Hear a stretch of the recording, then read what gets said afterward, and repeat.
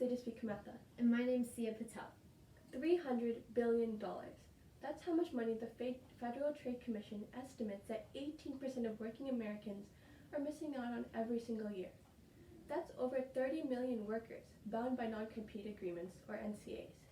Today we'll talk about what non-compete agreements are and weigh the benefits and drawbacks they give to employers and employees. Then we'll discuss what contract breach entails and dive into some past violations. Then we'll offer our revisions to these dated contracts. In its most basic form, non-compete agreements are legal documents which restrict current, former, or future employees from engaging in conduct which could increase competition for their employer. These contracts outline what jobs a former employee can or can't give to their future employers. These agreements must specify what methods and practices are unique to the business and may include industries and businesses that a former employee may or may not be able to work in. Employers love to make use of NCAs, and why wouldn't they? They get to keep a hold of their employees for longer and keep confidential trade secrets from falling into the wrong hands. Companies are able to monopolize their goods and services, thus imposing even more costs onto competitors to keep up in the market. Furthermore, companies can protect customer and client relationships, reducing the risk of missing out on valuable business opportunities. Along with hindering their opponents, NCAs can also ensure employers that because their employees won't leave them so soon, it becomes a more worthwhile endeavor to invest in their training. Higher trained staff become better aids to the company and become incredibly valuable assets in the long run.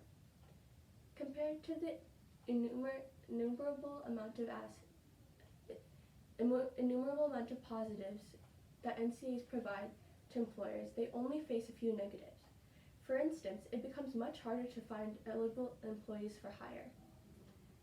Although many people are looking for jobs and companies are willing to offer high incentives to work there, they cannot hire them due to the fact that they already have NCAs that carry through from their former employees. Along these lines, employees may be deterred from joining companies that utilize these contracts in the first place due to growing animosity surrounding them and the restrictions that they impose. Employees, on the other hand, have a much different experience when it comes to NCAs. Compared to their higher-ups, they face a large number of drawbacks. These agreements outline the fact that employees aren't allowed to work for competitors even after employment, whether it be from termination or resignation. This confines current/former employees to their employer even in the future. Employees also aren't allowed to use the skills that they learned from their employment to start their own business, seeing as they could potentially pose as new competition. Companies state that the reason for this is to protect trade secrets, but NCAs unfairly affect those lower on the corporate ladder rather than those higher up, namely executives and managers. These employees face lower wages and reduced job mobility, even if they don't have any knowledge of the confidential information that employers are trying to safeguard. Geographical restrictions also further bolden the line of inequality for those with lower income jobs, seeing as they are less likely able to move out of the place of restriction to find a new job. The use of these contracts are made known to future employees, but there are occasions where people are hired without the knowledge of these agreements and then are forced to sign or risk losing their job. Though incomparable to the amount of drawbacks, employees do have some benefits. For one, NCAs are great for those seeking job security, especially in this time of insecurity caused by inflation, high interest rates, and overhiring after the pandemic. NCAs are a win-win venture for employers training their staff.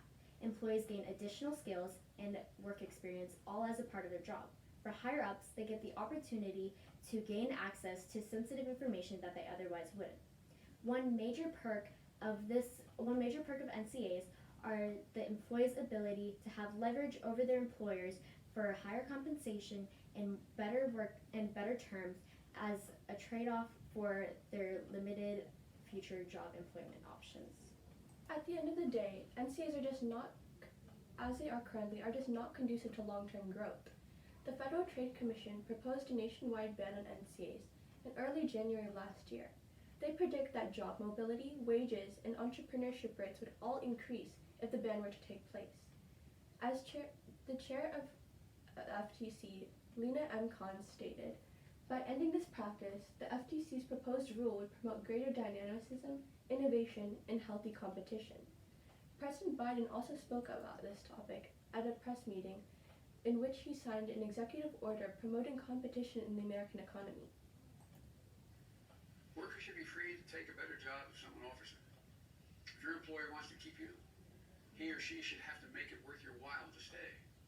That's the kind of competition that leads to better wages and greater dignity of work. In recent years, companies are taking more and more advantage of these agreements, and employees have been retaliating. In most cases, these agreements are generally unenforceable unless they include legitimate trade secrets in the breach. If these agreements are broken, the consequences are included but not limited to paying damages, returning proprietary information and materials, facing a lawsuit and paying for attorneys, and in some rare cases, facing criminal charges. Back in 2017, there is one such case. Waymo, Alphabet Incorporated's self-driving car subsidiary, sued Uber Technologies Incorporated, accusing their former executive, Anthony Levandowski, of stealing multiple files to start his own company, Self Auto, which was a self-driving truck company. Later, Uber bought out this company. After the acquisition, Uber made Levandowski the head of their self-driving car division. Waymo claimed that Lewandowski had stolen thousands and thousands of documents relating to LiDAR, light detection and ranging technology, critical in the development of autonomous vehicles. Later, the case went to trial just 2 years later and ended in settlement. Uber agreed to pay Waymo $245 million worth of equity. They also agreed not to use any of their secrets in future vehicle development. Eventually, Lewandowski pled guilty to one of the 33 charges and was sentenced to prison for 18 months, but was let out just 6 months later. An instance where lower wage workers were taken advantage of happened just 1 year prior at Jimmy John's Franchise LLC. They were held in a lawsuit in 2016 by the New York Attorney General's office for unlawfully requiring minimum wage workers such as sandwich artists and delivery drivers to sign non-compete agreements as a condition for their employment. This controversy led to public scrutiny and criticism of Jimmy John's employment practices. Many argue that imposing such contracts on employees who have no knowledge of important information and don't pose a threat to the company's competitive interests is wrong. Jimmy John's later went on to discontinue the use of NCAs for their workers. We believe that more states should rethink their specifications on NCAs, which unfairly target those with lower incomes. We believe that NCAs should be used for their initially intended and stated purpose of protecting trade secrets from spreading through executives, managers, and other higher-ups. We propose a plan that would disable employers from requiring employees making under $150,000 a year to sign these contracts.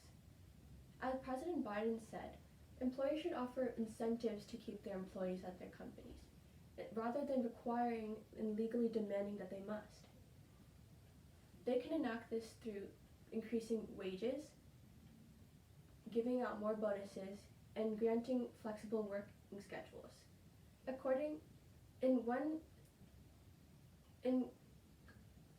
plan like this has already taken place in Colorado. As of 2022, Colorado has banned non-compete agreements for employees making under $112,500 a year. According to the Government Accountability Office, wages in the state increased over a whopping 4.2%. This proves the plausibility of states creating their own plans on how to satisfy their employees' demands. There are still many ways that companies can improve on how they incorporate NCAs to be unharmful to both parties involved. We believe that more companies should be making use of this. Thank you for your time.